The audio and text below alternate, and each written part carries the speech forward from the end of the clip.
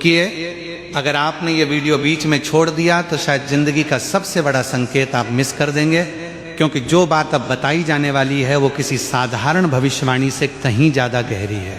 तुला राशि वालों नमस्कार दोस्तों, आप सभी का बहुत बहुत स्वागत है हमारे इस YouTube चैनल पर। एक देवी हमेशा आपके आसपास घूमती है।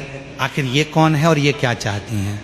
जब आप सच्चाई जानेंगे तो आपके पैरों तले जमीन खिसक जाएगी। वीडियो शुरू करने से पहले जितने भी माता रानी के सच्चे भक्त हैं, बालाजी के सच्चे भक्त हैं, वो सभी सर्वप्रथम वीडियो को एक प्यारा सा लाइक जरूर कीजिएगा और नीचे दिए गए कमेंट बॉक्स में सच्चे मन सच्चे हृदय भाव से जय माता दी, जय बालाजी महाराज 3 बार लिख दीजिएगा, जिससे माता रानी और बालाजी का सीधा आशीर्वाद और प्यार आप सभी को प्राप्त होगा, आपके पूरे परिवार को प्राप्त होगा। दोस्तों, आज जो बात मैं कहने जा रहा हूँ उसे साधारण शब्द समझकर मत सुनिए, क्योंकि ये केवल एक भविष्यवाणी नहीं बल्कि आपके जीवन के उस मोड़ का संकेत है जहाँ से किस्मत करवट लेती है, शत्रु का अभिमान टूटता है और भाग्य का बंद दरवाजा खुलना शुरू होता है।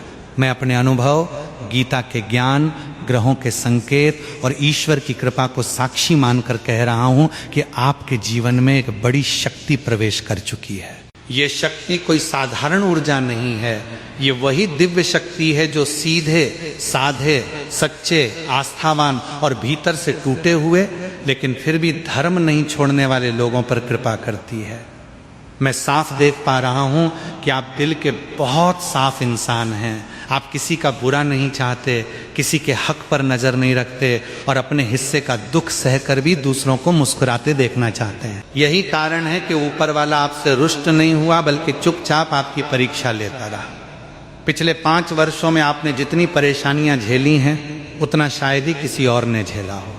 कभी आर्थिक तंगी ने आपको तोड़ा, कभी अपने ही लोगों के व्यवहार ने, कभी काम बनते बनते बिगड़ गया, कभी बिना वजह मन घुटता रहा। कई बार ऐसा भी हुआ होगा कि आपने सोचा होगा मुझसे नहीं होगा, अब शायद भगवान ने भी मेरा साथ छोड़ दिया, लेकिन अगले ही पल फिर हाथ जोड़कर आपने भगवान से कहा होगा जो गलती हुई हो मुझे क्षमा करना। और यही आपकी सबसे बड़ी ताकत है। जो इंसान टूट कर भी ईश्वर से रिश्ता नहीं तोड़ता उसके लिए देर हो सकती है, अंधेरा नहीं।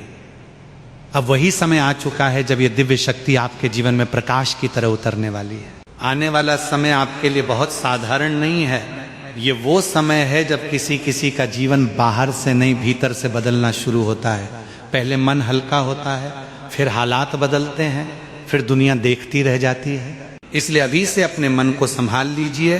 डरना नहीं है, घबराना नहीं है, लेकिन लापरवाह भी नहीं होना है, क्योंकि जो घटना आपके जीवन में होने जा रही है वो कलयुग की बहुत बड़ी शुभ घटना बन सकती है, बशर्ते आप इसे पहचान लें। आपके ऊपर एक देवी शक्ति प्रसन्न हो चुकी है। ये शक्ति पिछले 5 वर्षों से आपके और आपके परिवार पर नजर रखे हुए है। जब आप रोए ये जानती थी, जब आपके घर में कलह हुआ ये देख रही थी, जब आपने कर्ज के कारण रातों की नींद खोई ये मौन रहकर भी आपके पास थी। जब लोगों ने आपका मजाक उड़ाया, जब आपकी अच्छाई की कीमत नहीं समझी गई, जब आपकी मेहनत का पूरा फल नहीं मिला, तब भी ये शक्ति आपको गिरने नहीं दे रही थी। अब ये केवल देख नहीं रही, अब ये फल देने के लिए तैयार है। और जब देवियां फल देती हैं तो केवल एक समस्या नहीं हटती, पूरा जीवन बदलना शुरू होता है। अब ध्यान से सुनिए, क्योंकि इस समय तुम्हारे जीवन में 2 धाराएं एक साथ चल रही हैं। एक तरफ शुभ शक्ति का प्रवेश हो चुका है, दूसरी तरफ उन लोगों की उल्टी गिनती शुरू हो चुकी है जिन्होंने तुम्हारे लिए बुरा सोचा, तुम्हें गिराने की साजिश रची, तुम्हारे घर परिवार पर बुरी नजर डाली, तुम्हारी तरक्की को रोकने की कोशिश की। ऐसे लोग अभी सामने से सामान्य लगेंगे लेकिन भीतर से घबराए हुए होंगे, क्योंकि जब किसी सज्जन व्यक्ति पर ईश्वर की कृपा उतरती है तो सबसे पहले शत्रु की बेचैनी बढ़ती है। वो सोचता है कि ये बच कैसे गया, ये उठ कैसे रहा है। याद रखिए, शत्रु की सबसे बड़ी हार तब होती है जब उसका शिकार टूटने की बजाय उठ खड़ा हो, और अब यही आपके साथ होने जा रहा है। ये शक्ति आपको मालामाल भी करेगी और आपके विरोधियों के घमंड को भी तोड़ेगी। मैं ये नहीं कह रहा कि रातों रात आसमान से सोना बरसेगा, लेकिन ये जरूर कह रहा हूं कि आने वाले समय में ऐसा संकेत, ऐसा समाचार, ऐसा अवसर, ऐसी मुलाकात या ऐसा निर्णय सामने आ सकता है जो आपकी दिशा बदल दे। आपने जिन चीजों के बारे में केवल सपना देखा, जिनके लिए सालों तक तरसे, जिनके लिए मंदिरों में माथा टेका, वही चीज अब आपके कदमों में आने की तैयारी में है। धन की देवी माता लक्ष्मी का संकेत आपके घर के लिए प्रबल हो चुका है। इसका अर्थ केवल पैसा नहीं है, इसका अर्थ है बरकत, राहत, सम्मान, घर में उजाला, भोजन में संतोष, मन में शांति और हाथ में स्थिरता। आज तक आपने शायद ये महसूस किया होगा कि पैसा आता है पर टिकता नहीं। एक हाथ से कमाते हैं, दूसरे हाथ से निकल जाता है। कभी बीमारी में, कभी कर्ज में, कभी घर की ज़रूरतों में, कभी अचानक बने खर्च में, सब खत्म हो जाता है। लेकिन ये जो समय बन रहा है वो केवल कमाई का नहीं, ठहराव का है। अब आपके लिए धन का रास्ता खुल सकता है, बशर्ते आप अपनी पुरानी भूलों को न दोहराएं। मैं आपको साफ चेतावनी दे रहा हूं कि आगे जो भी शुभ बात बने, जो भी लाभ का संकेत मिले, उसे हर किसी को बताने मत लग जाना। ये आपका समय है, इसे शोर में मत बहा देना। जो योजना है उसे चुपचाप पकड़ो। जो अवसर आए पहले मन ही मन महादेव को प्रणाम करो, फिर एकांत में बैठकर सोचो। बहुत बार लोग अपनी किस्मत खुद बोल बोल कर जला देते हैं। शत्रु को जितनी कम खबर होगी आपकी जीत उतनी जल्दी होगी। अब एक और बहुत गहरी बात सुन लो। तुम्हारे जीवन की परेशानियां केवल ग्रहों की वजह से नहीं बढ़ी, उनमें एक मानवीय कारण भी है। कुछ अपने लोग, कुछ पास के लोग, कुछ वे लोग जिन्हें तुमने सम्मान दिया, वही तुम्हारी ऊर्जा को कमजोर करते रहे।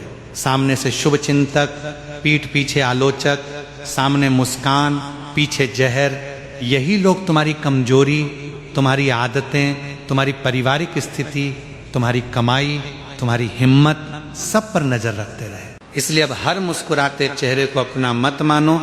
गीता में भी कहा गया है कि विवेक के बिना दया और विश्वास दोनों दुख का कारण बनते हैं। अब जो होने जा रहा है उसमें तुम्हें 3 तरह की सावधानी रखनी होगी। पहली, गुस्से पर नियंत्रण। मंगल की चाल तुम्हारे लिए शुभ भी है और परीक्षा भी। यदि तुमने साहस को संयम के साथ जोड़ा तो विजय मिलेगी। अगर गुस्से में आकर कोई बड़ा निर्णय लिया, किसी से भिड़ गए या बिना सोचे बोल पड़े, तो बना बनाया योग भी डगमगा सकता है। दूसरी, वाणी को सीमित रखो। हर किसी को अपनी तकलीफ, अपना प्लान, अपने घर की बात, अपनी कमाई, अपना शुभ समाचार बताना बंद करो। तीसरी, आगे किसी भी भूखे, बुजुर्ग, साधारण या जरूरतमंद व्यक्ति को खाली मत लौटाना। महादेव अनेक रूपों में परीक्षा लेते हैं।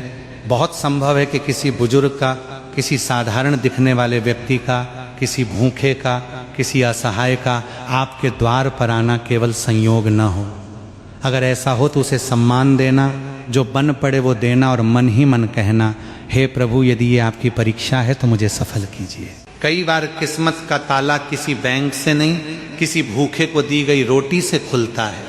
अब अपने घर की ऊर्जा पर भी ध्यान देना बहुत जरूरी है।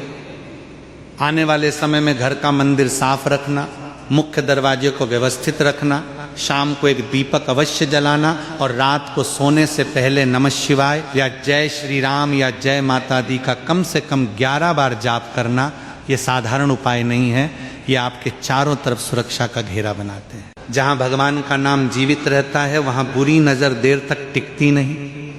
और अब एक बात जो आपके दिल को छुएगी, आप अपने जीवन में बहुत कुछ खो चुके हैं, लेकिन पहली बार बहुत कुछ पाने की घड़ी आई है। अभी तक संघर्ष था, अब सिद्धि का संकेत है। अभी तक तंगी थी, अब बरकत का संकेत है। अभी तक अपमान था, अब सम्मान का संकेत है। अभी तक केवल रोने का समय था, अब मुस्कुराने का समय बन रहा है। लेकिन इसके लिए आपको एक ही बात याद रखनी है, अपने मन को टूटने मत देना, अपने आप को अभागा मत कहना। ये मत कहना कि मेरी किस्मत खराब है। नहीं, आपकी किस्मत खराब नहीं थी, आपका समय अधूरा था, अब समय पूरा होने जा रहा है। जो चीज आप सालों से चाहते थे वो अब आपको मिल सकती है।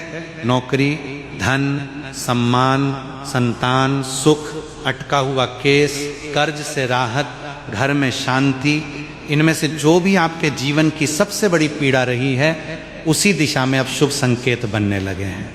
बस आपको जाग कर रहना है, शांत रहना है और इस समय को भगवान का संदेश मानकर ग्रहण करना है। अब अपने भीतर ये वाक्य बैठा लीजिए, मैं सुरक्षित हूं, मुझ पर देवी देवताओं की कृपा है और मेरे जीवन में शुभ परिवर्तन शुरू हो चुका है। जैसे ही आपने ये स्वीकार किया, उसी क्षण आपने अपने भाग्य का पहला दरवाजा खोल दिया। अब आगे जो संकेत आएंगे उन्हें एक एक करके स्पष्ट करूंगा, ताकि आपको केवल उम्मीद ही नहीं, दिशा भी मिले। अभी तक आपने केवल संघर्ष देखा है, अब आपको उस संघर्ष का फल समझना होगा। ईश्वर किसी भी सच्चे इंसान को खाली हाथ नहीं रखते, बस समय ऐसा रखते हैं कि जब दें तो इंसान केवल वस्तु ही नहीं, उसकी कीमत भी समझे। आपने बहुत बार जल्दी चाही, पर समय ने आपको रोका। आपने बहुत बार लोगों पर भरोसा किया, समय ने आपको चोट देकर समझाया। आपने बहुत बार हार माननी चाहिए, लेकिन भीतर कोई शक्ति आपको उठाती रही। वही शक्ति अब प्रकट रूप में आपके पक्ष में काम करने वाली है। आपके जीवन में जो बड़ी दिव्य शक्ति प्रवेश कर चुकी है, वो केवल धन देने नहीं आई, वो पहले आपके जीवन से बाधा हटाएगी, फिर रास्ता साफ करेगी, फिर आपकी झोली भरेगी।